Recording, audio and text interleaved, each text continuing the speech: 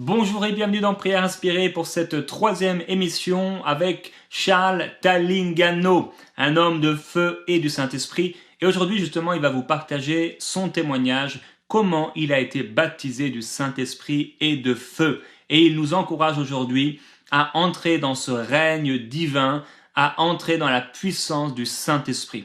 Vous allez être encouragés et à partir du témoignage de Charles Talingano et de la parole de Dieu dans sa bouche, oui, je crois que beaucoup de personnes vont être remplies du Saint-Esprit aujourd'hui et que la gloire de Dieu va éclater chez beaucoup de personnes. Alors, il va nous expliquer entre autres la différence entre les appelés et les élus et ceux qui sont intronisés par la puissance du Saint-Esprit. Vous allez voir, c'est puissant, c'est glorieux, c'est fort, c'est le Saint-Esprit. Je vous laisse tout de suite avec Papa Charles Talingano. Soyez remplis du Saint-Esprit et que la gloire de Jésus-Christ vous inonde. Alors que vous écoutez la parole de Dieu, Dieu est derrière sa parole pour l'accomplir. Il ne s'agit pas de nos œuvres, il s'agit de sa puissance et de la foi que nous mettons en application, alors en action, alors que nous écoutons la parole de Dieu. Elle est puissante pour agir dans votre vie et créer l'impossible, car rien n'est impossible à Dieu. Et rien n'est impossible à celui qui croit. Que la gloire de Jésus-Christ soit sur vous, alors que vous écoutez cette parole. Au nom de Jésus-Christ, je vous bénis. Gloire et louange, alléluia. Gloire et louange, alléluia. Gloire et louange, alléluia. Que tout soit pour Jésus. Gloire, gloire et louange, alléluia. Glory, glory, alléluia. Glory, glory, alléluia. Que tout soit pour Jésus. Tu as promis, Seigneur, nous guérir. Tu as promis, Seigneur, nous guérir. Tu as promis, Seigneur, nous guérir. Guéris-nous, oh Jésus. Tu as promis, Seigneur, nous sauver. Tu as promis, Seigneur, nous sauver. Tu as promis, Seigneur, nous sauver. Sauve-nous, oh Jésus. Tu as promis, nous donner le Saint-Esprit. Tu as promis, Seigneur, nous donner le Saint-Esprit. Tu as promis, Seigneur, nous donner le Saint-Esprit. Donnons-nous ta puissance. Gloire et louange, alléluia. Gloire et louange, alléluia. Gloire et louange, alléluia. Que tout soit pour le roi des rois. Ainsi soit-il. Mes chers amis, combien j'assiste à beaucoup de témoignages des hommes de Dieu qui m'ont dit qu'ils commencent leur ministère par l'appel qu'ils ont reçu. C'est l'appel qu'ils ont reçu qui les a établis, qui les a consacrés, et ils travaillent selon cet appel. Mais laissez-moi vous dire que Dieu ne travaille pas avec les appelés. Jamais il travaille avec les appelés. Plusieurs appelés, très peu d'élus. Mon ami, ton appel, Dieu ne s'engagera jamais avec toi, avec ton appel.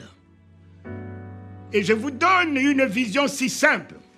En France, il y a quelques années, il y avait 10 à briguer la magistrature suprême. 10 appelés, y compris M. Macron. Après le premier tour, il n'est resté que 2 appelés, M. Macron et Mme Le Pen. Et après le deuxième tour, il n'y a plus eu d'appelé. Il y a eu un élu, M. Macron. M. Macron était un élu, l'élu de la France. Mais un élu sans pouvoir. Je le voyais à côté de M. Hollande. M. Hollande, lui, apprenait à marcher devant les militaires, lui apprenait comment il fallait allumer le feu, peut-être, je ne sais pas comment on appelle ça, le feu des armées, ou le feu, bon, voilà. Et puis, M. Hollande était là encore sur le trône, avec tout le pouvoir, même capable d'annuler les élections. Et M. Macron, l'élu, est resté 10 jours. Après 10 jours, M. Hollande sort de l'Élysée. M. Macron rentre. Et le président du Conseil constitutionnel reçoit l'élu des Français. Et en ce jour-là, il l'a intronisé. Il l'a investi. À partir d'aujourd'hui, j'entendais ce qu'il disait de M. Hollande. À partir d'aujourd'hui, Monsieur le Président, vous incarnez la France. À partir d'aujourd'hui, vous incarnez, Monsieur le Président, la France. C'est-à-dire que Monsieur Macron, quel que soit son âge, il est la France. La bouche de la France. La main de la France. Il est la France incarnée dans tout son pouvoir, dans toute sa souveraineté, dans toute sa grandeur. Monsieur Macron, l'élu, l'intronisé, l'investi. Ah, Seigneur, ce n'est plus un appelé, ce n'est plus un élu, mais c'est un investi, c'est un intronisé. Mon Père, Élisée a marché avec Élie. Quand il a vu Élie monter, il a reçu l'investiture. Jésus monte. Il dit à ses apôtres, vous avez été appelés. Pierre, tu as été élu. Bien que tu as été élu, tu es arrivé même à me renier devant une pauvre femme. Parce que tu n'étais pas encore intronisé. Parce que tu n'étais pas encore investi. Papa, ils sont restés dans la chambre haute pendant 10 jours. 10 jours. Le ciel s'est ouvert. L'intronisation de la droite de Dieu, de la puissance de Dieu, papa. L'intronisation de la nature de Dieu, l'intronisation de la nature de Dieu, feu et flamme, des langues de feu, descendues du ciel, ont investi ces hommes qui n'avaient pas de connaissance, qui n'avaient aucune instruction, qui n'avaient pas de vision, à qui même les démons résistaient, qui ne pouvaient pas ressusciter les morts et qui fuyaient devant des pauvres femmes. Mon ami, ils ont été investis, intronisés. Voilà toi qui dis, tu travailles avec ton appel. Ton appel, mon cher ami. Demain, il te dira qu'il ne te connaît pas.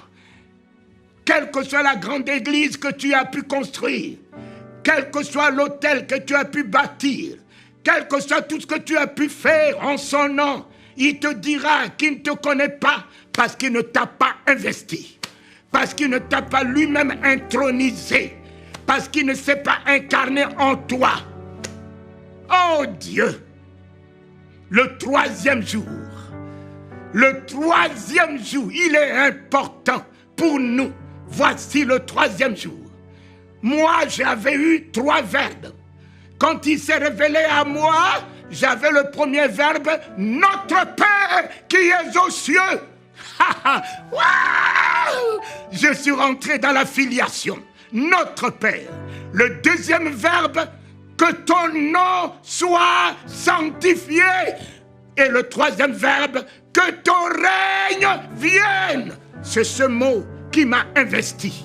C'est ce mot qui m'a intronisé. Le règne de sa souveraineté. Le règne Christ est descendu en moi. Le pardon de tous mes péchés. La sanctification de Dieu en moi. La foi en moi. Immédiatement, j'ai reçu le règne du parler en langue. Je n'avais jamais vu la Bible. Je n'avais jamais entendu parler de l'existence de la Bible. Personne ne m'a parlé de Jésus. Je l'ai vu. Lui, l'agneau de Dieu qui ôte les péchés du monde, qui baptise de feu et du Saint-Esprit, lui-même encore. C'est lui qui m'a baptisé de feu et du Saint-Esprit. Seigneur, nous sommes au 3e jour. Au 3e jour, ton peuple attend. Attends la promesse que tu lui as faite. Ton peuple attend l'intronisation devant le Covid, devant les fléaux, devant les difficultés qui les font reculer, qui leur font baisser les bras. Papa, l'intronisation dans la souveraineté de ton nom, l'intronisation dans le pouvoir de ton nom. Moïse, sortant de l'Égypte, avec tous les dieux avec lui. Oh! Moïse, Moïse, Moïse, enlève de tes pieds les vieilles chaussures. Je dois enlever de mes pieds les vieilles chaussures que j'ai traînées depuis longtemps et que je traîne encore avec moi. En ce 3e jour, je dois me débarrasser de mes vieilles chaussures que le monde ne connaît pas, que moi-même je connais. Les chaussures de critique, de haine, de découragement, de la médiocrité. Je dois me détacher de mes vieilleries, de mes propres vieilleries. Et quand il s'est détaché de ses vieilles chaussures, le voici qui rentre dans le buisson ardent. Le buisson qui a consumé tout sa vieille nature, son vieux être. Alors, quand il est sorti de là, papa, consumé, régénéré, restauré, l'Éternel lui a dit, Moïse, Moïse, j'ai vu la souffrance de mon peuple. J'ai vu mon église aujourd'hui dans le monde reculer devant Covid, comme si je n'avais pas tout pouvoir pour mon église, comme si je n'avais pas intronisé mon église. Moïse, je suis descendu en ce 3e jour dans la vie de mon fils. Jésus descend. L'Éternel descend dans ta vie. Laisse-moi ton titre d'apôtre. Laisse-moi ton titre de bishop. Laisse-moi ton titre de prophète. Il descend. Faire de toi de sa locomotive. À partir d'aujourd'hui, tu diras comme Paul l'a dit, plus moi qui vis, c'est l'Éternel des armées qui vit en moi. C'est le Père de Jésus-Christ qui vit en moi. C'est le roi des rois, Jésus-Christ, qui tient la clé des morts et des séjours des morts qui vit en moi. C'est le Christ. C'est le Christ. C'est le Christ qui rentre en moi. Le Dieu de gloire fait son entrée en ce 3e jour en moi. Le Dieu de gloire. Alléluia. C'est pas la théologie. C'est pas la science des hommes. Ce n'est pas le titre des hommes. Le Dieu de gloire fait son entrée en moi en ce 3e jour. Qui est ce Dieu de gloire? Le Dieu des armées. Alléluia. Le Dieu des armées qui me donne la souveraineté, le triomphe. Moïse était Dieu devant Pharaon. Sa bouche était Dieu. Ses pieds étaient les pieds de Dieu. Sa main était la main de Dieu. Mon ami, tout ce qui sortait de sa bouche ne revenait jamais, jamais sans effet. La seule chose que je tiens à vous dire, le péché et le plus grand péché, c'est l'ignorance. C'est l'ignorance qui est le plus grand péché. Seigneur, libère-moi ce soir et maintenant même de l'ignorance. De l'ignorance. Ignorer que je suis ton image, je vais vivre comme un médiocre. Ignorer que je suis ta ressemblance, je vais fuir devant les fourmis. Je vais fuir devant les cafards. Je vais fuir devant les mouches. Éternel, éternel, je vais avoir peur du cancer, des petites maladies, diabète. Éternel, Moïse, qu'est-ce que tu as en main? Moïse ne savait pas qu'il avait un bâton en main. Moïse, qu'est-ce que tu as en main? Pourquoi paniquer devant les serpents de Pharaon? S'ils ont jeté le bâton, toi aussi tu as un bâton. Jette ton bâton. Oh Éternel, ouvre mes yeux sur qui je suis en toi. Ouvre mes yeux, Papa, sur ce que je possède. Tu m'as donné Jésus éternel. Tu m'as donné le Saint-Esprit. Il m'a donné le pouvoir. Il m'a donné la puissance. Il m'a donné l'autorité. Il m'a tout donné. Comment la mort peut rire de moi? Comment la maladie peut me résister? Comment les situations ne peuvent pas changer devant moi? Non, Papa. Libère-moi de l'ignorance de savoir que je suis fait en toi et pour triompher. Je suis en toi, tu es en moi et pour dominer.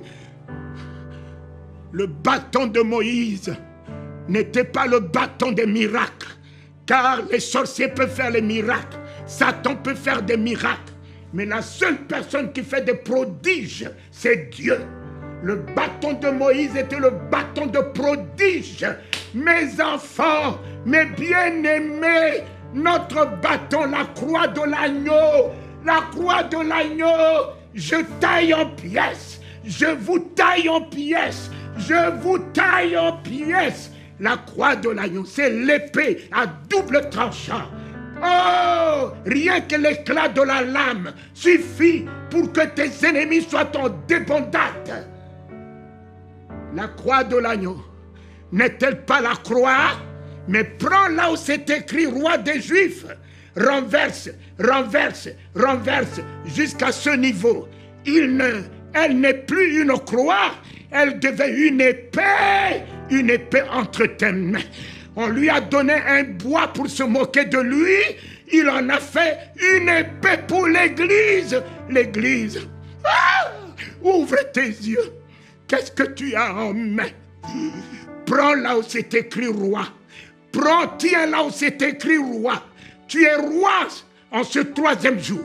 Tu es roi des miracles. Tu es roi des prodiges. Tu es roi de la délivrance. Tu es roi de la prospérité. Tu es roi de la vie. Tu es roi de tout miracle, de toute victoire.